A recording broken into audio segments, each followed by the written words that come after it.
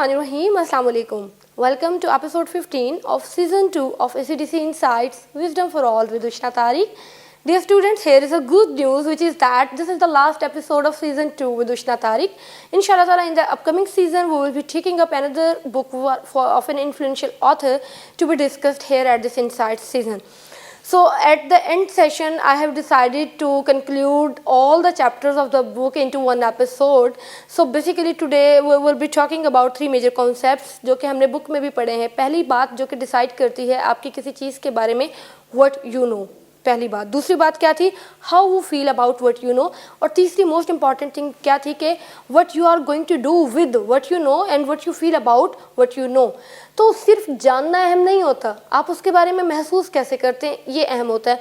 और सिर्फ ये महसूस करना अहम नहीं होता कि आप उसके बारे में फील कैसा कर रहे हैं, बल्कि आप उसको कैसे इस्तेमाल करने जा रहे हैं अपनी अपकमिंग लाइफ के अंदर ताकि आप कॉन्सिक्वेंटल रिजल्ट्स को अचीव कर सकें.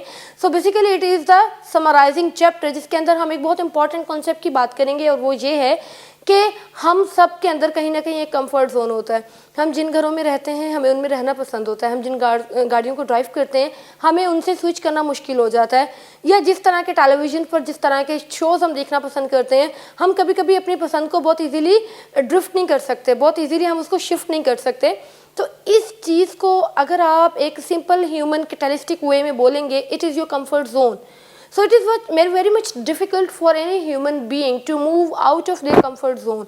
हम सबके लिए ये जो कंफर्ट जोन होता है ये डिस्ट्रक्टिव होता है, क्योंकि ये आपको एक न्यू स्टेप लेने से रोक रहा होता है, ये आपके लिए एक हिंडरिंग पॉइंट बन रहा होता है at some points of your life that it is stopping you from being a risk taker, from breaching the boundary of the fear and from confronting the issue which is heading on.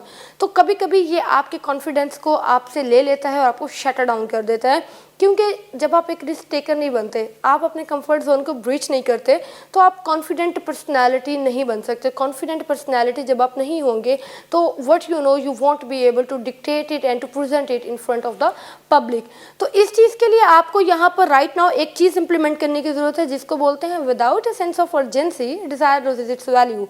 कभी कभी ऐसा होता है कि जब आप step taken में देर कर देते हैं, आप किसी चीज़ को एग्जीक्यूशन की फेज़ में लाने पर देर कर देते हैं, तो वो चीज़ या तो पुरानी हो जाती है और उसके साथ साथ आपके आइडियाज़, आपके इमोशंस, आपकी फीलिंग्स ये फेड डाउन होना शुरू हो जाते हैं.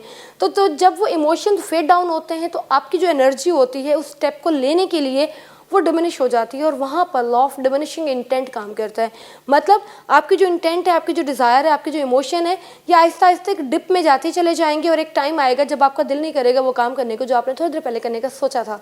तो यहाँ पर जिम रॉन बेसिकली कंक्लूड इस चीज़ के साथ कर रहे हैं कि अगर आपने एक स्टेप लेना है तो आप काइंडली उसको फॉरेन से एग्जीक्यूशन के प्रोसेस में ले आएँ, क्योंकि आहिस्ता आहिस्ता चीज़ें, टाइम और सर्कमस्टेंसेस आपका साथ देते चले जाएंगे. But if you are thinking all the time and not being able to take a further step, then how would you be able to see the executed results in front of you. For example, इसकी मिसाल मैं अपने आप से लूँगी. जब मैंने ये सीज़न स्टार्ट करना था, चूँकि this is the second season, in the very first season I was very much reluctant to come in front of the camera and to transfer all the books into the shape of videos and all that.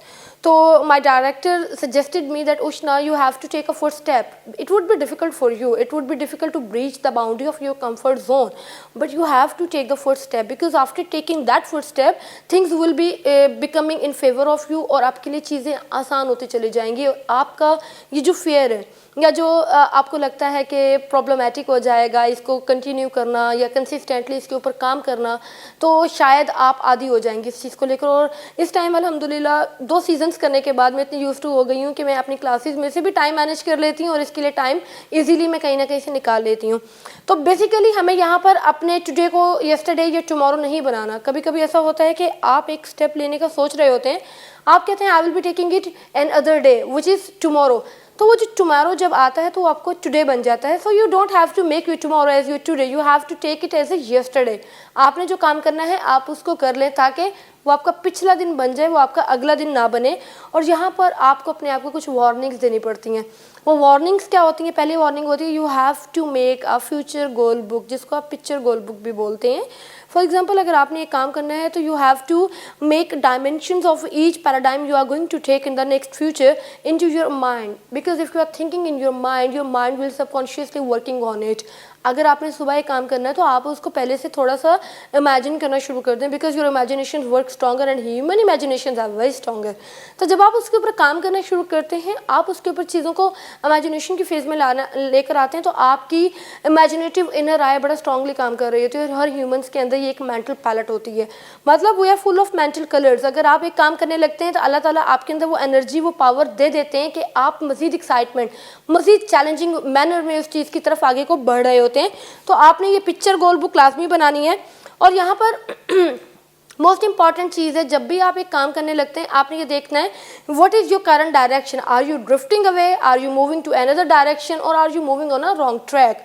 तो आपने अपनी current direction देखनी है, आपने उसके pros and cons देखने हैं, dos and don'ts देखने हैं कि what if I am going to take this step and what if I am not going to take this step. तो जब आप कॉन्सिक्वेंटल हो जाते हैं, आप चीज़ों को लेकर पहले से एग्जीक्यूशन करना स्टार्ट कर देते हैं, तो आपके लिए उनकी इम्प्लीमेंटेशन बेहतर हो जाती है, क्योंकि आप फोकस कर रहे होते हैं इस डायरेक्शन के ऊपर जिस डायरेक्शन को आपने इम्प्लीमेंट करना होता है। तो बेसिकली यहाँ पर जिम रॉन हमें ये डिसिप्लिन समझाने की कोशिश कर रहा है that you have to repeat the daily discipline all the time and you have to condemn all the errors which you are repeating on to daily basis.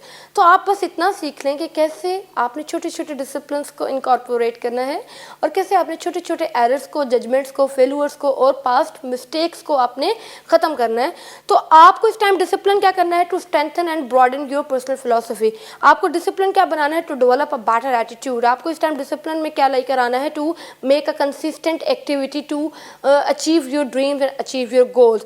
और उसके अलावा सबसे इंपॉर्टेंट चीज़ क्या है कि आपने अपने रिजल्ट्स को ऑफ एंड ऑन चेक करते रहना है कि क्या वो ठीक है या नहीं है, क्या उनको मज़ीद वर्कआउट की ज़रूरत है या नहीं।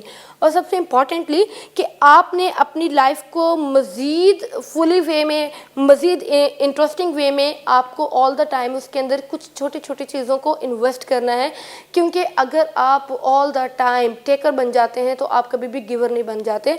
You have to be a giver in order to take the bigger results in your life.